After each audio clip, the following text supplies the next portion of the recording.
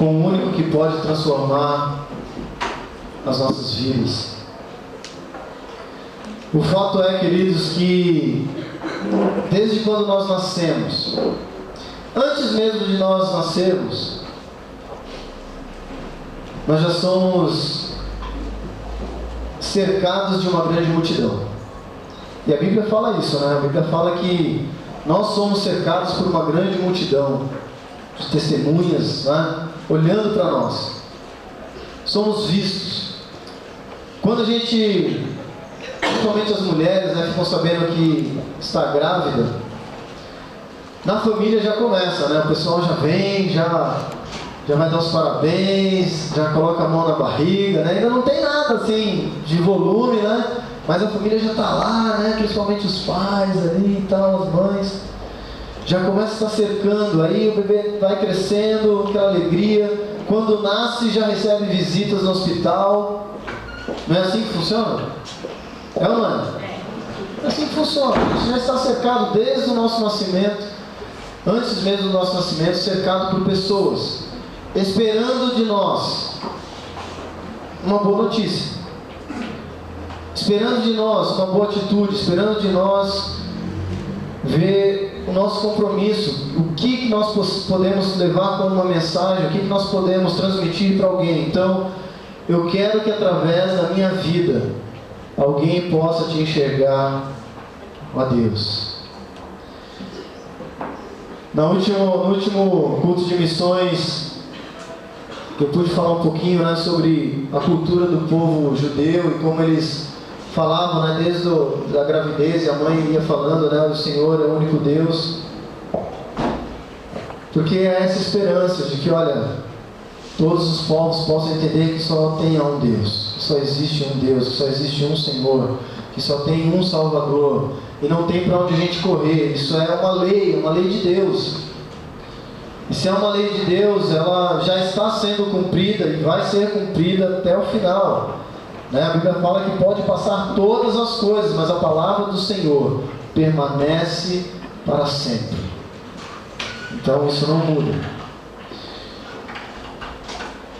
E aí a gente se depara com o primeiro livro de Samuel, capítulo 16. Passa aí para mim, Luquinhas, por favor.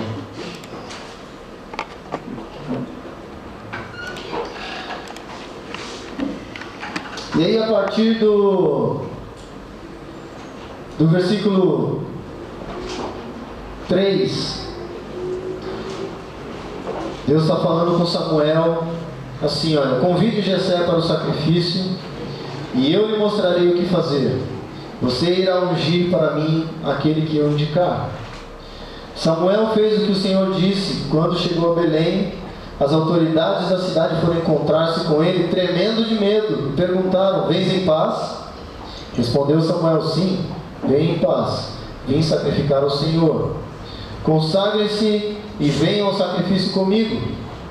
Então ele consagrou Jessé e os filhos dele, e os convidou para o sacrifício. Quando chegaram, Samuel viu Eliabe e pensou: com certeza é este que o Senhor quer ungir. O Senhor, contudo, disse a Samuel: não considere sua aparência, nem sua altura, pois eu o rejeitei. O Senhor não vê como o homem vê a aparência, mas o Senhor vê o coração. Então Jessé chamou Abinadab e o levou a Samuel, e porém disse: o Senhor também não escolheu esse. Em seguida Jessé levou Samar a Samuel, mas esse disse: também não foi esse que o Senhor escolheu. Jessé levou a Samuel 7 de seus filhos, mas Samuel lhe disse: o Senhor não escolheu nenhum desses. Então perguntou a Jessé: esses são todos os filhos que você tem? Jessé respondeu: ainda tenho o caçula, mas ele está cuidando das ovelhas. Samuel disse: traga-o aqui. Não nos sentaremos para comer enquanto ele não chegar. Jessé mandou chamá-lo, e ele veio. Ele era ruivo, de belos olhos e boa aparência. Então o Senhor disse a Samuel: é este, levante-se e unja-o. Samuel apanhou o chifre cheio de óleo e o ungiu na presença de seus irmãos. E a partir daquele dia, o Espírito do Senhor apoderou-se de Davi, e Samuel voltou para Ramá. Irmãos, quando você vê essa figura, o que vem à sua mente? Pode falar. Quando você dá uma olhadinha nessa figura, o que vem à sua mente?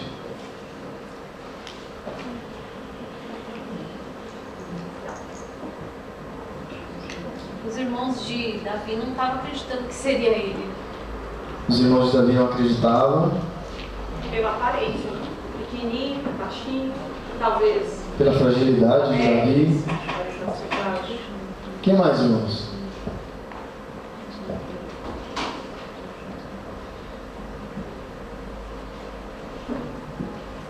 Porque nós não. Não é pegadinha não, irmãos. Pode falar à vontade, tá? Porque nós não, esse menino tão pequeno.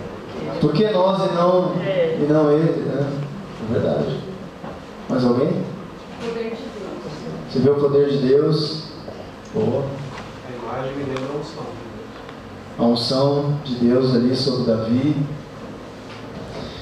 Pois é, queridos. A gente vai trabalhar 3 questões. A primeira questão é essa que vocês estão vendo. O que é que Deus não vê? Isso está totalmente baseado na palavra de Deus. No versículo 7, que vai falar assim: olha, o Senhor, contudo, disse Samuel, não considere a sua aparência, nem a altura, pois eu rejeitei.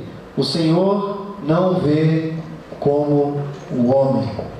O que é que Deus não vê? Deus não vê como nós vemos. E isso faz uma grande diferença nas nossas vidas. Porque grande parte das nossas expectativas, grande parte dos nossos sonhos, grande parte dos nossos planos são baseados naquilo que nós vemos. Aquilo que nós vemos, muitas vezes, molda o nosso comportamento. E o Senhor, Deus, Ele não vê como o homem vê. Queridos, se a gente olhar para essa imagem, olhar ali para Samuel já de uma certa idade, um homem já experimentado da presença de Deus, de falar com Deus por tantas vezes, de orientar todo um povo, porque ele era juiz e sacerdote. Então ele liderou o povo e depois, com um pouco da revolta do povo querendo um rei, e todo mundo, ao analisar quem poderia ser o rei, escolheram então Saul. E por que eles escolheram Saul? Vocês lembram? Oi? Pelo estereótipo dele, mas dá mais detalhe. Beleza, aparência, altura. Parecia realmente um cara que poderia ser um homem de guerra. A Bíblia fala que Saul era mais alto do que todo mundo. E todos estariam na altura do ombro dele, do ombro para baixo. Então ele seria o cara mais alto de todo o povo ali para ser escolhido o rei. O povo quis isso. É a maneira que o homem vê. Essa é a maneira que o homem vê. E Samuel então se viu obrigado a fazer aquilo que o povo queria. Deus então permitiu. Falou para Samuel: não, pode ir lá. Pode ungir ele rei, tudo bem, não tem problema. E aí ele foi, ungiu o rei. E aí a gente vê um homem que servia ao Senhor, um homem fiel ao Senhor, um homem experimentado já nesse relacionamento com Deus, e caindo também nesse erro de ver como o homem vê. Porque quando ele chegou lá, e ele olhou Eliabe, que seria esse primeiro aí da direita, um homem forte, já com armadura, porque eles estavam no período de batalha, com seu escudo, com sua espada. Ele falou: não tenho dúvida nenhuma, esse é o cara. É esse que Deus vai ungir. E aí Deus para Samuel e fala: ei, pode parar, eu não vejo como você vê. A minha maneira de ver é diferente. Eu não vou olhar apenas para a aparência. E sabe, queridos, muitas vezes dentro da igreja é justamente isso que acontece. quando a gente vai eleger alguém, seja, mas é porque é amigo, ou porque né, tem dinheiro, ou a gente precisa parar com isso. Não é por afinidade, não é por aparência, não é pelo ter, mas é pelo discernimento em Deus. É pelo nosso joelho no chão, é pelo ouvir a voz do Senhor, para que Deus faça cumprir o sonho dele para nós. Porque muitas vezes as consequências das nossas escolhas, por conta do que a gente vê, como o homem vê, as consequências são catastróficas. A gente tem problemas com isso. Porque o homem é tendencioso. Primeiramente porque o homem é egoísta por si só. Então a gente já, ao olhar, a gente olha com interesse. Pelo nosso interesse, não pelo interesse das pessoas. A gente olha pelo nosso interesse, não pelo interesse de Deus. E isso faz grande diferença. Então Samuel, quando olhou para Eliabe e falou assim, vem cá que eu já vou derramar aqui o óleo, Deus, opa, pode parar. E a Bíblia é tão clara que ela fala assim, olha, eu o rejeitei.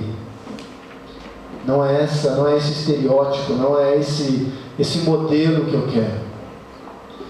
E sabe por que isso, irmãos? Porque Deus não sabe só o agora. Deus não sabe só o hoje. Mas Ele sabe o eternamente. Ele sabe o nosso amanhã. Ele sabe aonde isso vai dar. Ele sabe as consequências que isso vai acarretar. Ele vai saber os frutos dessas escolhas. Por isso ele breca então Samuel. Fala assim, calma aí. Não é bem por aí. Faça mais uma, Luquinhas, por favor. O que é que só Deus vê? O quê? Coração. O coração, queridos. Sabe qual é? Nosso primeiro erro como ser humano é achar que quando a gente olha, a gente já acertou, né? Agimos por aquilo que nós olhamos. E vemos que o próprio Samuel, que talvez teria mais experiência espiritual do que muitos de nós aqui, teve esse erro. E aí vem e fala assim, olha, o que é que só Deus vê? Deus vê o coração. Porque quando a Bíblia fala que o coração do homem é enganoso. Porque quando a gente tenta olhar o coração do outro, a gente julga a pessoa. A gente já olha julgando. Porque a gente tenta adivinhar o que a pessoa vai estar pensando. A gente tenta adivinhar como uma pessoa é. Às vezes, por uma pessoa falar alguma coisa, a gente já julga como que é a vida dessa pessoa. Ou às vezes porque a pessoa está quietinha no banco, a gente já julga que ela não teria, de repente, experiência com Deus suficiente para vir aqui falar, ou pregar, ou conduzir algum trabalho. Sabe, queridos, porque a gente não é Deus. E muitas vezes a gente tenta dar uma ajudinha para Deus. E só Deus olha o coração do homem. Deus sabia que se tivesse escolhido Eliabe, porque mais um pouquinho para frente, Davi iria para frente lá da batalha para batalhar contra Golias, certo? E os irmãos dele estavam lá. E os irmãos dele estavam com o quê? Com medo. Os irmãos estavam com medo. Agora imagina se Samuel tivesse agido pelo coração dele, pelo olho dele, ungido a Eliabe, que seria um rei que estaria com medo na frente de batalha, e todo o povo seria escravo. Já pensou isso? E aí os filisteus iriam deitar e rolar. Mas porque Deus sonda os nossos corações. A Bíblia fala que Ele esquadrinha os nossos corações. Hoje, né, com a tecnologia, a gente conhece o scanner, né? Seria Deus escaneia os nossos corações, não deixa passar nada. Esses dias eu fui no médico fazer uma ressonância.